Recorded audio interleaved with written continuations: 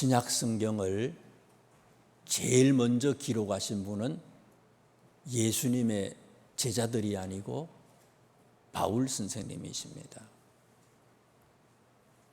신약 성경 27권 중에 바울 선생님은 무려 반 정도를 기록했어요.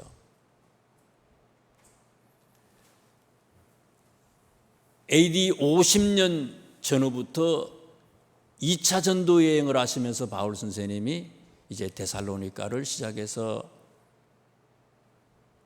신약 성경을 기록을 하셨는데, 복음서는요, 마태, 마가, 누가, 요한, 복음서는 네 가지의 복음서 중에서 예수님의 제자들이 기록한 게 몇 개예요? 마태하고 요한하고 둘이에요. 마가도 예수님의 제자가 아니고 누가도 예수님의 제자가 아니죠. 복음서 중에서, 사복음서 중에서 제일 먼저 기록한 성경이 어떤 성경이냐? 그게 마가복음이에요. 마가라고 하는 사람이 쓰신 복음서예요.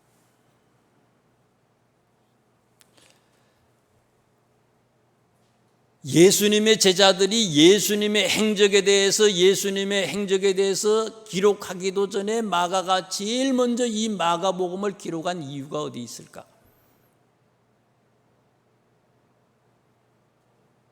마가에 특별한 어떤 관심거리가 있었다는 거예요.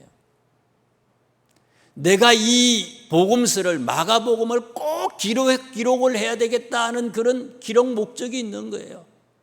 그 관심이 목적을 맞들고 간절함을 갖게 해서 결국은 이 마가복음서를 기록을 했다는 거예요.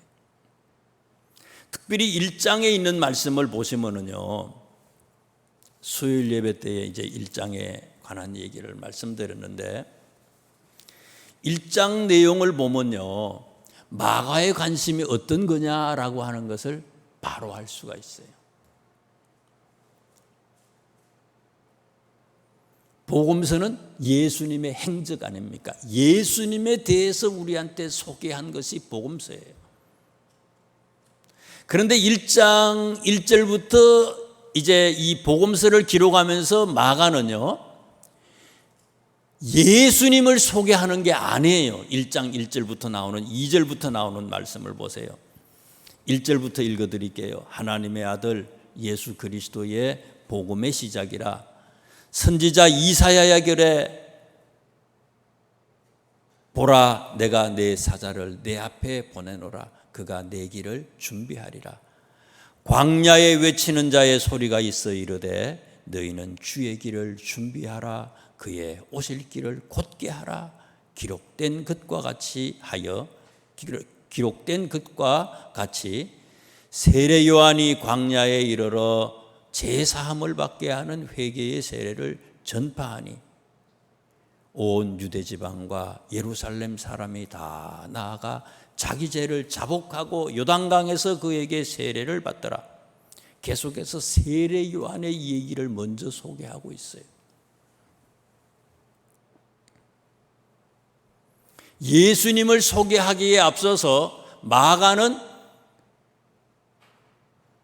세례 요한을 소개하고 있잖아요. 세례 요한이 뭐 하시는 분이라고요? 2절과 3절에 세례 요한이 어떤 분인지에 대해서 우리한테 소개를 하잖아요. 세례 요한은 어떤 분이라고요? 예수님의 오시는 것을 미리 준비한 사람이에요. 앞으로 메시아가 오실 텐데, 그리스도가 오실 텐데, 우리를 구원해 주실 분이 오실 텐데 회개하고 그분을 기다리자고 주의 길을 예비한 분이 누구냐? 그분이 세례 요한이라는 거예요. 세례 요한 얘기부터 제일 먼저 얘기를 해요. 마가가 마가복음을 기록할 때가 빠르면 AD 65년 정도 되고요. 늦으면 69년, 예루살렘이 함락되기, 로마에 의해서 함락되기 직전 69년 정도가 될 거예요.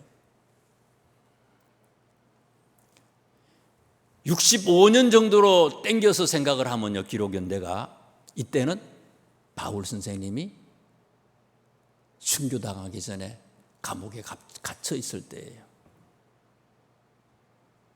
베드로도 마찬가지고요.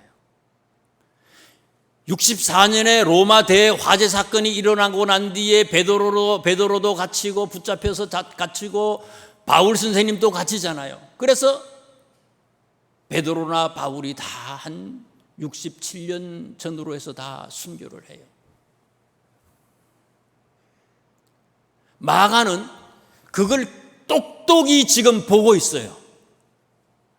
그럴 즈음에 이 마가복음을 기록한 거예요. 그러면서 마가는 이 복음서를 꼭 써야 되겠다고 생각을 한 거예요. 왜? 마가에 관심이 있어요. 기록 목적이 있어요. 그게 뭐냐? 그게 2절, 3절, 4절, 5절 1장에 나오는 예수님 소개하기 이전에 누구 먼저 얘기했다고요? 세례 요한을 먼저 얘기해요. 세례 요한은 뭐 하는 분이라고요? 오실 예수님의 길을 미리 예비한 분이라는 거예요. 마가의 마음은 이런 거예요. 여러분, 이 마가복음서를 읽는 여러분, 2022년에 이 마가복음서를 읽는 명석교회 여러분들, 첫 번째 예수님께서 오실 때에 세례 요한이 예수님의 길을 예비했던 것처럼 여러분들도 앞으로 오실 재림의 주님을 예비하시기를 바랍니다. 여러분들에게 생명을 연장해 준 이유가 어디에 있느냐? 이것을 위해서 예수님께서 우리에게 생명을 연장해 주셨다는 거예요. 오직 관심이 그거예요. 특별히 그때는 아주 순교가 이곳저곳에서 순교가 막 일어나고요, 로마의 박해가 심할 때이기 때문에요, 아주 간절할 때였어요.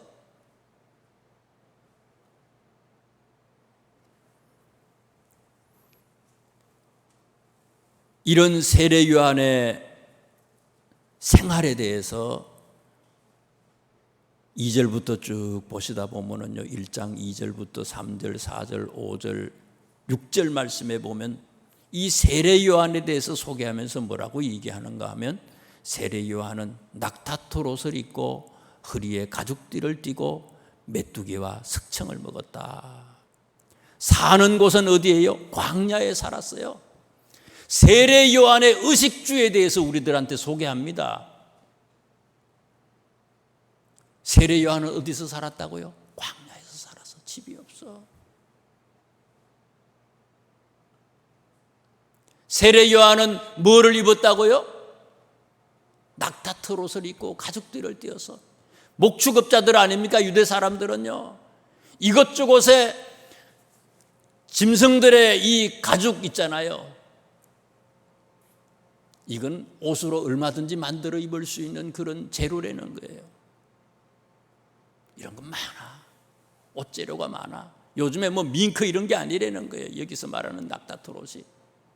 먹는 거? 메뚜기와 석청을 먹었다는 거예요. 메뚜기? 이루 말할 수 없이 많아. 저희 어릴 때도 메뚜기 무진장 많았어요. 먹고 마시고 입는 것 때문에 자기의 시간을 허비하지 않았다는 거예요, 세례 요한은. 이것이 세례 요한의 간슴거리가 아니었다는 거예요. 먹고 마시고 입는 것이 이 세례 요한의 간슴거리가 아니었다는 거예요. 오직 세례 요한의 간슴거리는 뭐라고요? 오실 예수님에 대해서 예비하는 것이 세례 요한의 관심사였다는 거예요. 그리고 결국은 어떻습니까? 14절 말씀해 보니까, 1장 14절에 보니까 요한이 어떻게 했어요? 요한은 붙잡혀서 순교당하는 거죠. 진리를 외치다가 세례 요한은 붙잡혀서 순교를 당했어요. 오늘 우리들의 삶이, 과연 우리들은 어디에 관심을 가지고 있느냐 이거죠. 우리가 간절히 사모하고 있는 거, 우리가 관심 가지고 있는 거, 우리의 인생의 목적, 뭐를 위해 우리는 살아가고 있느냐 한번 생각하고 반문해 보려는 거예요. 예수님은, 그리고 성경의 저자들은 우리들에게 이런 삶을 살라고 하는데 과연 우리는 이런 삶을 살고 있느냐?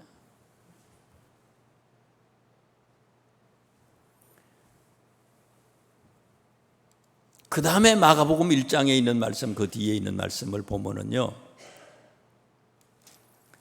1장 21절 말씀부터 시작해서 끝까지의 말씀은요, 병자를 치유하는 이 얘기를 우리한테 소개해요. 21절부터 시작해서 28절에도 보면 귀신 들린 사람을 고쳐주지요.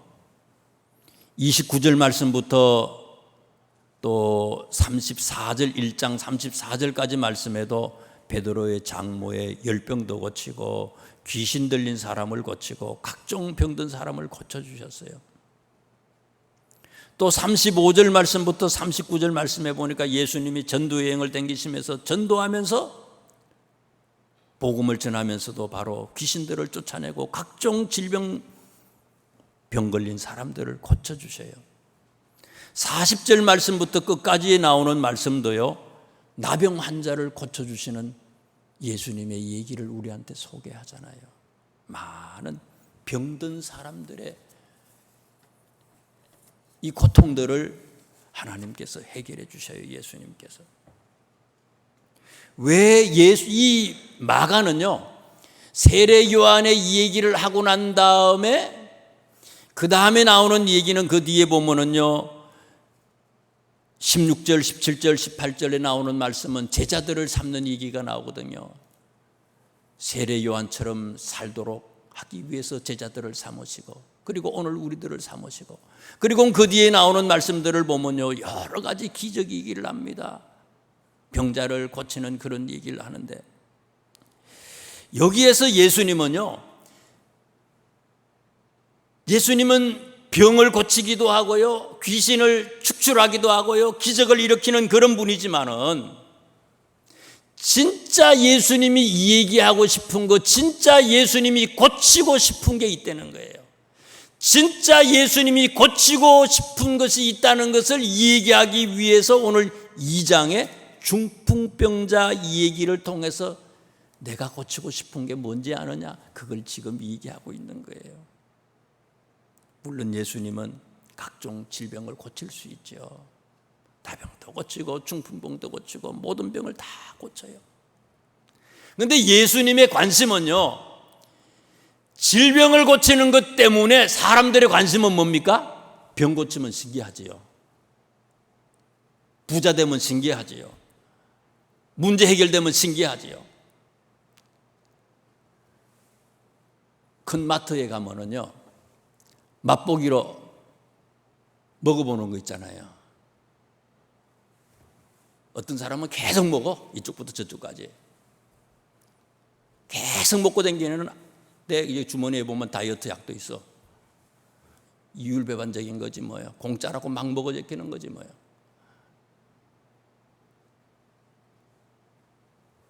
병자를 고치는 얘기는요, 맛보기예요. 맛보기. 이것 때문에 우리의 관심이 워낙 이게 세상에 무슨 병을 고치고 부자 되고 뭐 문제가 안 되는 거 해결되고 워낙 여기에 관심이 많으니까 예수님은 기적을 일으키시는 분이라고 하는 것을 소문내게 만들어서 예수님한테 오게 하는 거예요. 안 오면 진리를 진짜 얘기하시고 싶은 걸 전하지를 못하잖아요. 오게 만들었어. 그리고 중풍병자를 고치시고 난 뒤에 예수님이 얘기하고 싶은 건 뭐예요? 5절 말씀에 보니까, 본문 5절 말씀에 보니까 고치시고 뭐라 그랬어요? 내 제사함을 받았다. 내 제사함을 받았다.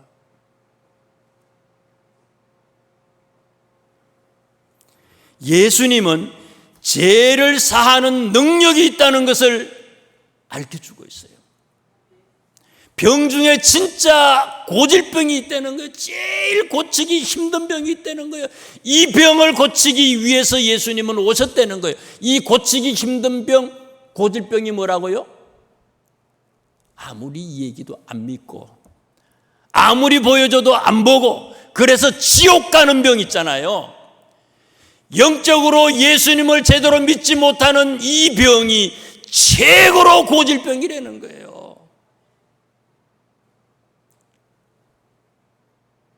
나병 고쳐도 100살 이상 사는 사람 힘들어요. 200살 아무도 못 살아. 귀신 고쳐주지만은 이 사람 역시 100세 이상 살 수 있기가 힘들어. 못 살아. 병이 중요한 게 아니고, 부자 되는 게 중요한 게 아니고, 사업장 잘 되는 게 중요한 게 아니라 진짜 중요한 게 뭐냐 이거예요. 죽으면 지옥 가는 거예요. 불덩어리 속에 사는 거예요. 한 번 떨어지면 고칠 수가 없어.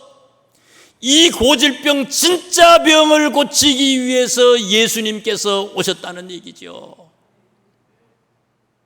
이거를 얘기해 주기 위해서 마가는 1장 21절부터 계속해서 치유에 대해서, 예수님의 병자 고치는 얘기에 대해서 소개하고, 2장 오늘 본문 말씀에도 중풍병자를 고치는 그런 얘기를 계속하고 계시는 거예요. 오늘 본문 말씀에 보시면은요, 아주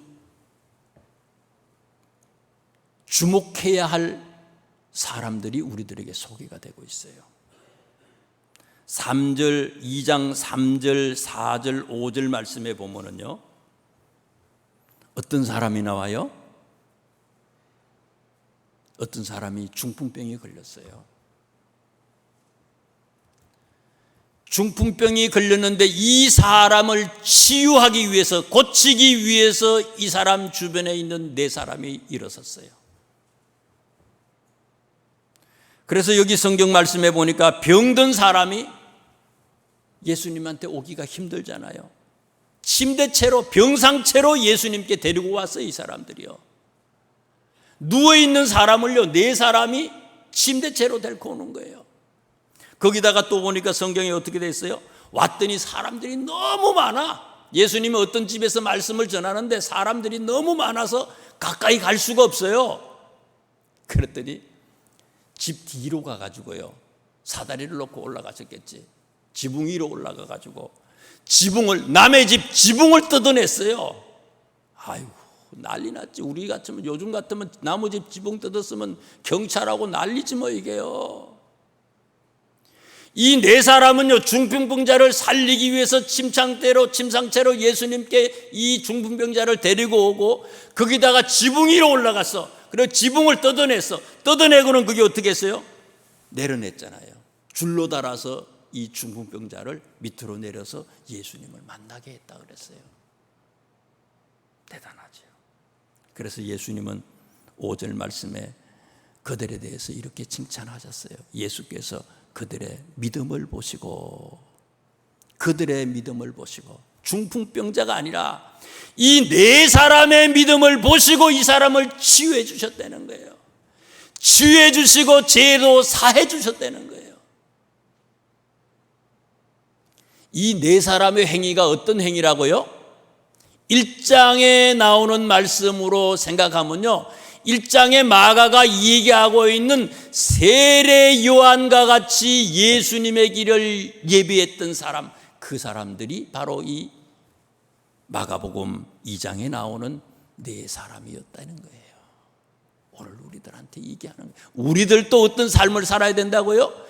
이 중풍병자를 고치고 제사함을 얻기 위해서 천국 가게 만들었던 이 4사람과 같은 그 역할을 우리가 할 수 있어야 된다는 거예요. 너희들도 이렇게 할 수 있느냐? 그걸 물어보는 거예요. 2장 오늘 이 1절 말씀부터 시작해서 12절까지 말씀에 몇 종류의 사람이 나오잖아요. 첫 번째는 중풍병자가 나오잖아요. 아주 초신자지요. 예수님을 아예 잘 모르는 사람이 나와요. 그 다음에 또 어떤 사람이 나옵니까?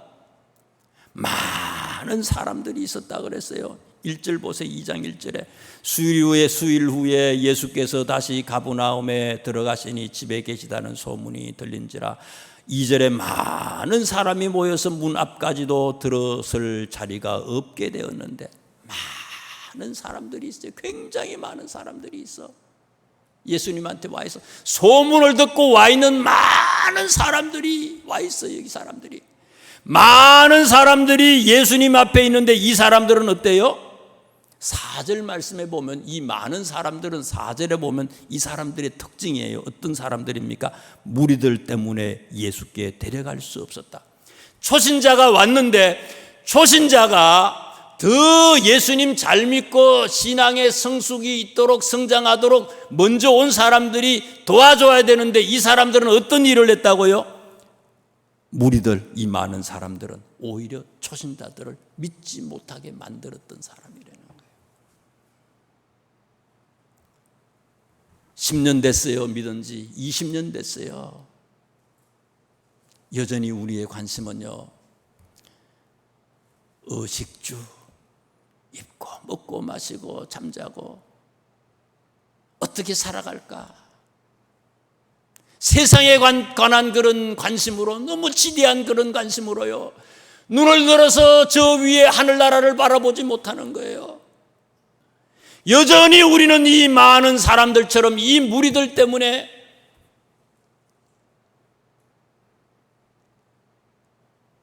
초신자까지도 믿지 못하게 하고요, 영적으로 많은 사람들을 흐트러 놓는 그런 무의미한 그런 존재로 살아가고 있지는 않느냐. 그런 사람이 이 많은 사람들, 무리들이 있어요. 중풍병자와 같이 초신자가 있고 많은 사람과 같이 이런 오래됐지만은 성장하지 못한 오래된 그런 사람이 있고요. 또 어떤 사람이 있어요? 6절 말씀해 보세요. 6절에 어떤 서기관들이, 한 사람도 아니에요, 서기관들이 거기 앉아서 마음에 생각하기를. 서기관이라고 하는 거는요, 이분들은요 성경을 아주 잘하는 분들이에요. 그래서 서기관은요 원래 이스라엘 사람들의 글자 히브리어는요 모음이 없어요. 자음만 있어요. 자음만 있는데 자음만을 가지고 이 글자를 이게 쓰기가 힘들거든요. 그런데 습관적인 그 성경을요 거의 다 외우고 있는 사람들이에요. 습관적으로 다 외웠어요. 박사 중에 박사예요. 성경에 대해서요. 모음이 없는 그런 히브리어서도요 이거 다 외웠어요. 이 사람들이요. 잘하는 사람들이 성경을 오래되기도 하고 성경에 대해서 아주 잘 아는 그런 사람들이에요. 6절에 어떤 서기관들이 거기 앉아서 마음에 생각하기를, 이 사람이 어찌 이렇게 말하는가? 신성모독이로다. 오직 하나님 한 분 외에는 누가 능히 죄를 사하겠느냐. 그렇죠? 하나님 한 분만이 죄를 사할 수 있죠. 그런데 하나님은 한 분이 아니라 어떤 분이라고요? 성부, 성자, 성령 삼위일체 하나님이라는 걸 몰라. 은혜 받지는 못했어. 성경은 잘 알아. 오래됐어. 장로님인지 몰라요. 권사님인지 몰라요. 어떨 때는 목사님인지도 몰라. 근데 이 사람들은요 예수님과 대적하는 그런 행위의 모습들이 5절부터 보면 나와요. 올해는 믿어서 성경은 잘 알아. 중직이야. 그런데 진짜는 몰라.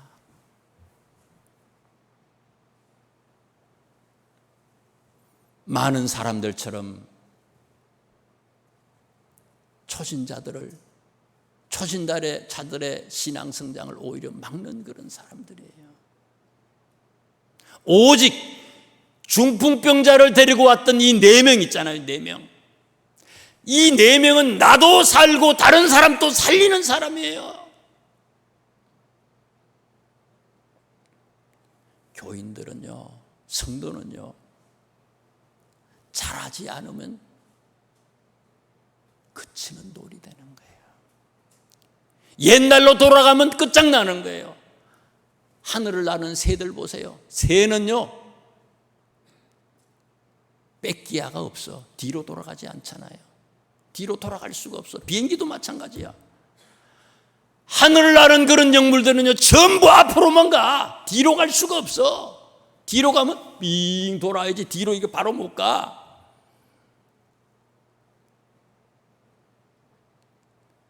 하나님의 사람들은 올라가야지. 내려가면요, 뒤를 되돌아보면요, 다른 사람들을, 예수님에게 오는 많은 사람들을 막는 그치는 돌이 될 수 있다는 거예요. 내가 계속해서 성장해야지. 성장하지 아니하면은 많은 물이나 서기관과 같은 책망받는 그런 사람이 된다는 거예요. 마가는요, 우리들에게 어떤 사람이 되기를 원하는 거예요? 중풍병자를 데리고 왔던, 나도 살고 다른 사람도 살리는 이 네 사람. 이 네 사람이 세례 요한과 같이 오실 예수님을 예비하는 그런 사람이라는 거죠. 이런 사람으로 살기를 원한다는 겁니다. 마가의 관심이 우리의 관심이 되고 예수님의 관심이 우리의 관심이 돼서 우리 주님을 시원하게 해드리고 늘 기쁨으로 살아가는, 범사에 감사하는 우리 모두가 되시기를 주님의 이름으로 축원합니다. 기도하겠습니다.